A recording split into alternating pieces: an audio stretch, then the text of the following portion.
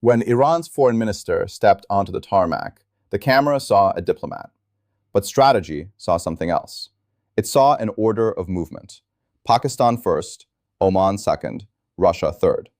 And in diplomacy, sequence is not decoration. Sequence is language. A country under pressure does not visit capitals randomly. It does not place meetings in a line because of flight convenience. It chooses the order in which other powers hear its pain, its leverage, its fears, and its final limit. That is why the most important detail in this entire diplomatic tour is not the handshake in Islamabad. It is not the photographs at the airbase.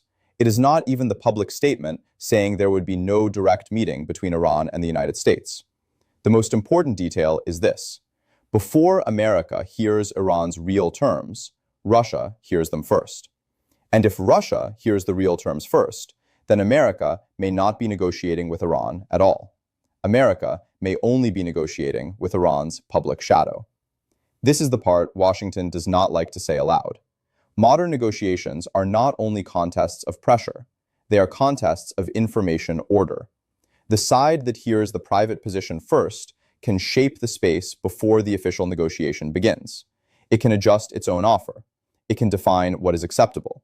It can create alternative exits. It can quietly tell the weaker side, do not concede yet, because we can sustain you longer than your opponent thinks. This is what I call the first listener advantage. It is not the same as mediation. It is not the same as alliance. It is not even the same as intelligence sharing. It is the advantage of hearing the private floor before the adversary hears the public ceiling. Publicly, Iran says what every state under pressure says. It says sovereignty cannot be negotiated.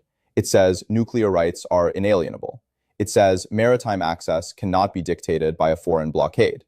It says any settlement must respect Iranian dignity. Those statements are important, but they are not the negotiation. They are theater walls. The real negotiation is behind the wall. The real negotiation asks, what can Iran actually accept? How much uranium custody can be outsourced without looking like surrender? What language on Hormuz allows commercial passage without admitting American command of the sea? What sanctions timing can be tolerated? What security guarantee is credible enough to pause escalation? Those answers are not given in press conferences. They are given in private rooms. And when the private room is in Moscow, before the American channel receives the full Iranian position, the architecture of the negotiation has already changed. This is why the journey matters more than the statement. Islamabad is the mediator, Muscat is the channel, Moscow is the strategic listener, and Washington is being asked to negotiate after Iran has already tested its real limits with the one major power that can help it survive a failed deal. This is not a small thing, because a state does not reveal its true floor to a mediator the same way it reveals it to a partner. A mediator carries messages. A partner absorbs risk. Pakistan can transmit. Oman can soften. Russia can sustain. That is the difference. And once you see this difference, the question becomes much sharper. What exactly is America negotiating? Is it negotiating Iran's real position? Or is it negotiating the version of Iran's position that Moscow has already helped shape, protect, and harden? That is the question at the center of this episode. And it tells us something larger than one diplomatic tour. It tells us that the old American method of crisis bargaining is becoming less effective in a world where sanctioned states no longer enter negotiations alone. They enter with back rooms.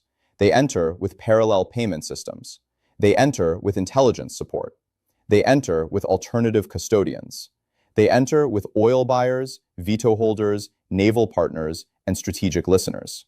This is the new geometry of confrontation.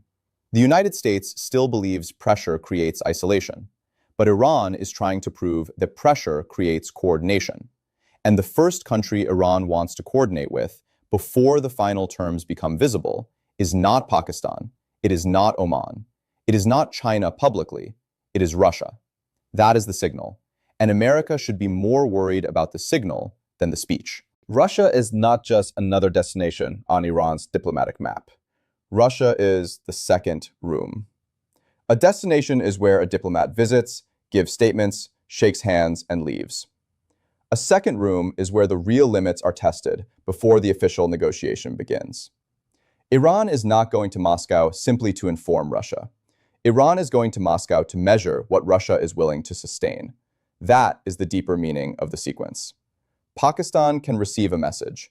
Oman can soften a message. Russia can change the meaning of the message. If Iran tells Pakistan its position, Pakistan can carry it to Washington. If Iran tells Oman its position, Oman can translate it into diplomatic language. But if Iran tells Russia its position, Russia can answer with something more important than phrases. Russia can answer with endurance. It can say, indirectly but clearly, you can reject more than Washington thinks. You can wait longer than Washington expects. You can accept less than Washington demands because you are not standing alone. That changes a negotiation before it begins. America often believes pressure produces isolation, but here, pressure may produce coordination. Washington assumes the target becomes smaller under pressure, loses confidence, and enters the room ready to concede. But sometimes pressure does the opposite. Sometimes pressure pushes the target into a network. The more pressure America applies, the more Iran searches for alternative rooms. Moscow is one of those rooms. But Russia provides something more specific. Russia provides strategic reassurance. A state that feels alone negotiates for relief. A state that feels supported negotiates for recognition. Relief means reduce the pain. Recognition means admit that we were not broken. Iran does not only want sanctions relief. Iran wants recognition that its sovereignty survived. It wants a settlement described at home not as surrender, but as resistance that forced the other side to negotiate. Russia understands that psychology. Moscow knows how states under sanctions turn endurance into legitimacy. It knows how to transform survival into a strategic message. So when Iran enters Moscow before America hears the full private position, the meeting is not just about policy. It is about posture. Iran is asking, how much can we refuse? How long can we hold? What language will Russia support? What nuclear formula can Moscow protect? These are the questions that define the floor of a negotiation. America may think the negotiation begins when its message reaches Tehran through Pakistan or Oman. But Iran may believe the negotiation begins earlier, when it tests its real position with Moscow. This is why the first listener advantage matters. The first listener does not need to be the mediator. He only needs to hear the private floor before the opponent does. Once Russia hears that floor, it can help Iran decide which demands to reject and which compromise is survivable. This is where Washington may be late. Not late on the calendar, late in the formation of Iran's position. By the time America hears Iran's answer through Pakistan, Iran may already know what Russia will support. By the time Oman carries a formula, Iran may know whether Moscow considers that formula acceptable. That means America may be negotiating with a position already reinforced from behind. This does not make Iran invincible. It makes Iran harder to isolate. The United States can still apply pressure. It can still move ships. It can still threaten sanctions. But if Iran believes Russia will help it absorb the consequences, then American pressure no longer operates in an empty room. The visible negotiation may happen through Pakistan. The quiet reassurance may come from Moscow. The visible words may be Iranian. The invisible structure may be Russian. That is the danger of hearing second. You hear the answer, but you do not hear how the answer was formed. This is why Russia is not a stop. Russia is the second room. Every negotiation has two positions, the public ceiling and the private floor. The public ceiling is what a government says when the cameras are on. It is made of slogans, principles, red lines, and national dignity.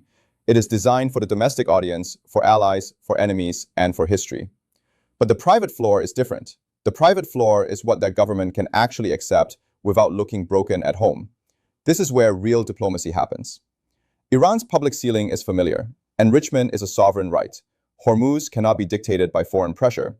Sanctions cannot become the language of surrender. Any deal must respect Iranian dignity. America knows this. Pakistan knows this. Oman knows this. But Russia may hear something else. Russia may hear the private floor. It may hear what Iran can actually accept if the words are arranged correctly. It may hear what kind of uranium custody is possible. It may hear what kind of Hormuz language is tolerable. It may hear how much sanctions relief must come first and how much can wait. This is not a minor detail. In diplomacy, wording is not decoration. Wording is machinery. A state may reject surrendering uranium, but accept temporary third-party technical custody. A state may reject American control of Hormuz, but accept regional maritime coordination under sovereign principles. A state may reject compliance under pressure, but accept voluntary restraint to preserve stability.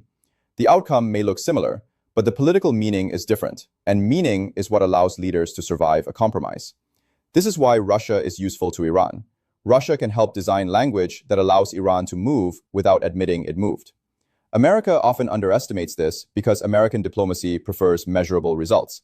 How much uranium is removed? How many ships pass? How many sanctions are lifted? How many inspectors enter? These questions matter, but they are not the whole negotiation. A crisis is not solved only by numbers. It is solved by creating a sentence each government can live with. Iran does not merely need a deal. Iran needs a deal it can explain as resistance, not surrender. Russia understands that.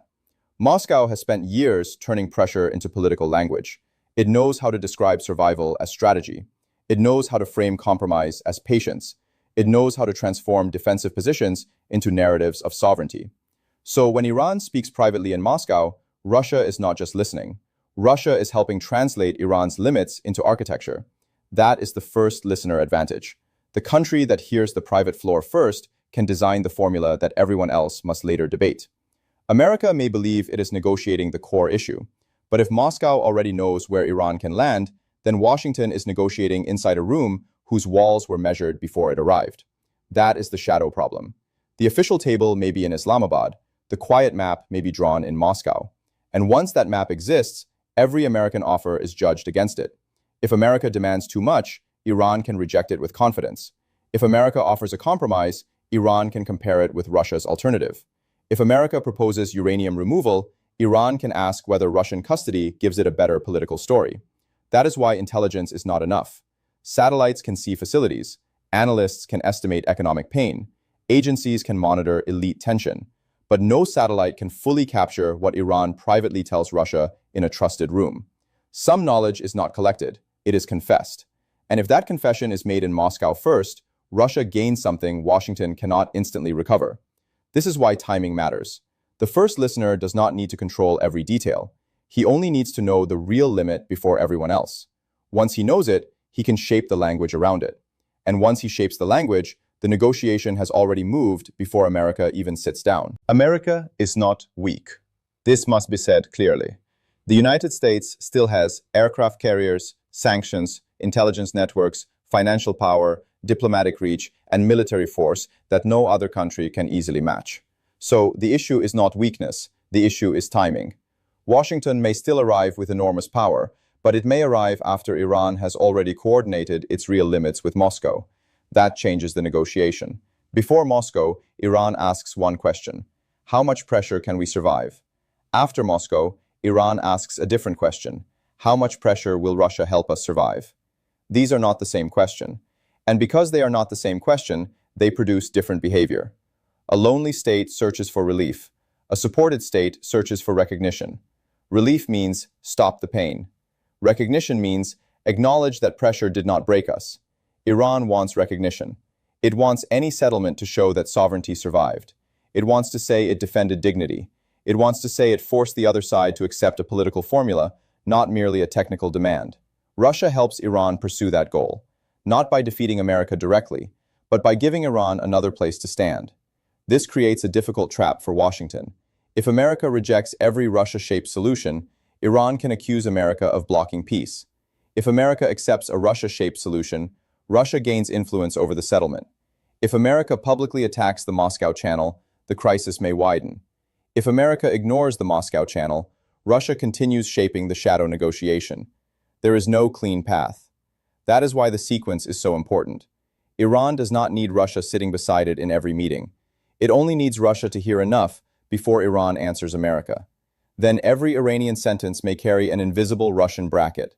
When Iran says, "We cannot accept this," Washington must ask whether that is Iran's own limit or a limit strengthened by Moscow.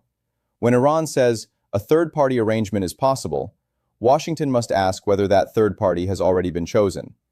When Iran says, "Navigation must respect sovereignty," Washington must ask whether that phrase was already tested in a Russian room. This is the shadow negotiation. The visible negotiation is with Iran. The deeper negotiation is with the support system behind Iran. American diplomacy often struggles with this because it prefers visible leverage. It counts ships, sanctions, deadlines, public statements, and military movements. But the shadow negotiation counts endurance. It counts who can absorb pain. It counts who can provide diplomatic cover. It counts who can profit from prolonged uncertainty. It counts who can veto pressure in international institutions. And most importantly, it counts who heard the private terms first. Russia does not need to match America ship for ship. It does not need to control the Gulf. It does not need to replace the dollar tomorrow. It only needs to become indispensable to the exit. That is enough. If Russia becomes the uranium custodian, it is indispensable. If Russia becomes the guarantor of acceptable language, it is indispensable. If Russia becomes the partner Iran consults before answering America, it is indispensable. This is how a power shapes a crisis without owning the battlefield. It inserts itself into the hinge. America may hold the hammer, but Russia may hold the hinge. And if Moscow holds the hinge, Washington can still knock loudly, but it may not decide how the door opens. This is the deeper strategic danger. America may still force a negotiation, but Russia may help define what kind of negotiation Iran is willing to accept.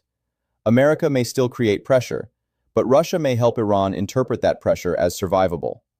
America may still write proposals, but Russia may help Iran decide which proposals can be rejected without collapse. That is why power alone is not enough. Power must arrive before the other side's confidence is organized. If it arrives after that confidence has been reinforced, then power becomes less decisive. It still matters, but it no longer controls the room. And that is exactly the risk Washington faces now. The uranium issue looks technical. It is not. It is political power disguised as technical management. On paper, the question is simple. What happens to Iran's enriched uranium? Is it removed? Is it diluted? Is it stored? Is it verified? Who monitors it? Who controls access? But beneath these technical questions is the real question. Who owns the meaning of Iran's concession? If Iran hands uranium into an American-controlled framework, Washington can say pressure worked. It can say Iran accepted the central demand. It can say the crisis ended because American power forced a nuclear retreat. For Iran, that is dangerous. It looks like humiliation. But if the same uranium moves into Russian custody, the meaning changes. Iran can say it did not surrender to America. It can say it placed material under the management of a strategic partner. It can say the arrangement preserved sovereignty while reducing tension. The physical uranium may move, but the political story moves differently. That is why Russia's possible role matters so much. It allows the same technical result to carry a different strategic meaning. For America, this is uncomfortable. Washington may get part of what it wants materially, but Russia may get the mechanism. And in international politics, the mechanism often outlives the headline. Today's headline may say, nuclear crisis de-escalates. Tomorrow's reality may be that Russia holds the key to Iran's nuclear legacy. That gives Moscow leverage over Iran. It gives Moscow relevance to Washington. It gives Moscow a permanent seat in future disputes. That is not a small price. This is why America may resist a Russian custody solution. It does not want Moscow to become the vault. But rejecting that solution also has risks. If Russia is the only custodian Iran can politically accept, then rejecting Russian custody may mean rejecting the only deal Iran can sell at home. That is the dilemma. America wants the material controlled. Iran wants the humiliation avoided. Russia offers a bridge, but the bridge leads through Moscow. This is the architecture of leverage. The country that provides the acceptable bridge becomes part of the settlement forever. Now imagine Russia hearing Iran's private uranium floor before America hears it. Iran may tell Russia exactly what it cannot accept. It may say American custody is impossible. It may say full removal is politically explosive. It may say temporary Russian storage can work if the language protects sovereignty. Once Russia hears that, Moscow can calibrate. It can offer enough to satisfy Iran while leaving America with a difficult choice. Accept the Russia-shaped formula or be blamed for blocking a workable exit. That is powerful. Not because Russia forces America, but because Russia gives Iran a politically survivable alternative. This is the hidden value of being first listener. You do not merely hear the demand. You hear the fear beneath the demand. And once you hear the fear, you can design the escape. America often negotiates against stated positions. Russia may be negotiating with underlying anxieties. That is why Moscow's role is dangerous. It can say to Iran, we know what you cannot admit publicly, and we can help you preserve the story you need. That is not friendship. That is strategic utility, and it may be enough to shape the entire nuclear clause. So when analysts ask whether Iran will give up uranium, they are asking the wrong question. The correct question is this: under whose custody can Iran accept losing direct control without calling it surrender? If the answer is Russia, then Moscow has already won more than a technical role. It has won authorship. And if Russia authors the uranium formula, America may sign the outcome without owning the sentence. This is why the custody question matters more than the public argument suggests. The argument on television will sound simple. Did Iran give up uranium, or did it not? Did America achieve its demand, or did it fail? Did Moscow help, or did Moscow interfere? But the real question is deeper. Who built the mechanism? If Washington builds the mechanism, the settlement reinforces American leverage. If Moscow builds the mechanism, the settlement reinforces Russian indispensability. Both outcomes may reduce nuclear danger, but they do not create the same world. In one world, America remains the designer of the crisis exit. In the other world, America becomes the power that accepts an exit designed elsewhere. That is why this issue cannot be measured only in kilograms, percentages, or inspection schedules. It must be measured in authorship. Who writes the clause? Who holds the key? Who can reopen the question later? Who becomes necessary the next time the crisis returns? If the answer is Russia, then the uranium question has already moved beyond uranium.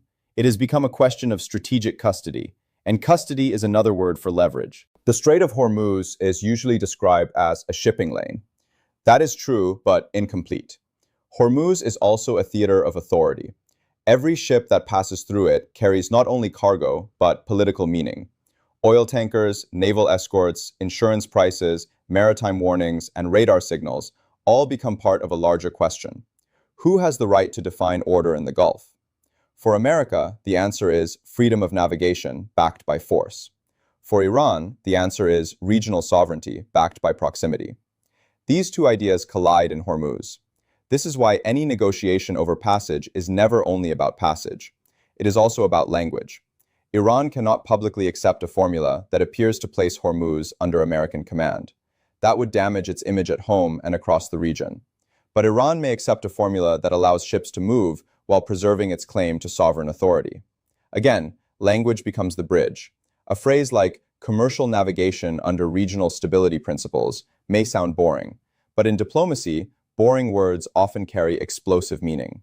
America may read it as reopening transit. Iran may read it as recognition of regional authority. Russia may read it as proof that American pressure could not erase Iranian sovereignty. The same sentence serves three audiences. That is diplomacy. And this is where Russia's first listener advantage matters again. If Iran tells Moscow what Hormuz language it can accept, Russia can help shape a phrase that keeps Iran politically protected while giving America enough movement to claim de-escalation. America may think it won because ships move again. Iran may think it won because the language does not submit to American command. Russia may think it won because the final formula reflects a post-American balance. All three can claim something, but only one power may have shaped the language first. This is why Hormuz is dangerous. The world focuses on oil flow, but Iran focuses on authority. The market asks whether tankers can pass. Tehran asks whether passage proves American dominance or Iranian dignity. Those are different questions. A purely American formula may reopen ships, but humiliate Iran. A Russia-shaped formula may reopen ships while preserving Iran's political story. That second formula is more useful to Tehran. And because it is more useful, it may become more acceptable. Russia does not need to control Hormuz physically. It only needs to help define the sentence that governs Hormuz politically. That is enough to enter the settlement. This is how language becomes strategy. If the final framework says ships may pass under international freedom of navigation, America owns the sentence. If the final framework says ships may pass under regional sovereignty and mutual security principles, Iran and Russia own the sentence. The ships may move either way. But the world order described by the sentence is different. That is what Washington must understand. The battle is not only over movement, it is over interpretation. Who gets to say what the movement means? Because if Russia hears Iran's acceptable language first, Russia may help write the interpretation before America writes the proposal. And in diplomacy, the side that writes the interpretation often wins the aftermath. This is why Washington must be careful. If it only demands passage, it may miss the deeper fight over authority. If it only counts tankers, it may miss the sentence that defines the next crisis. If it only watches naval movement, it may miss the architecture forming behind it. Hormuz is not a pipe, it is a symbol, and symbols must be managed as carefully as weapons. For Iran, surrendering the symbol is more dangerous than adjusting the practice. Tehran may allow movement, but it cannot allow the world to believe movement happened only because America commanded it. Russia understands this. Russia can help Iran accept practical flexibility while protecting symbolic dignity. That is valuable. Because in crisis diplomacy, the side that protects your dignity can become more useful than the side that simply transmits your message. Pakistan may transmit, Oman may soften, Russia may protect the story. And the story matters because the story determines whether leaders can sell the compromise at home. So when America asks for safe passage, Iran may ask for sovereign language. When America asks for guarantees, Iran may ask for recognition. When America asks for speed, Iran may ask for sequencing. And if Russia has already heard those requirements first, then Moscow can help Iran hold them firmly. That means the Hormuz negotiation may not be about whether ships move. It may be about who gets credit for making them move. America wants proof of pressure. Iran wants proof of dignity preserved. Russia wants proof that no crisis can be solved by Washington alone. That is the real contest, not only passage, authority.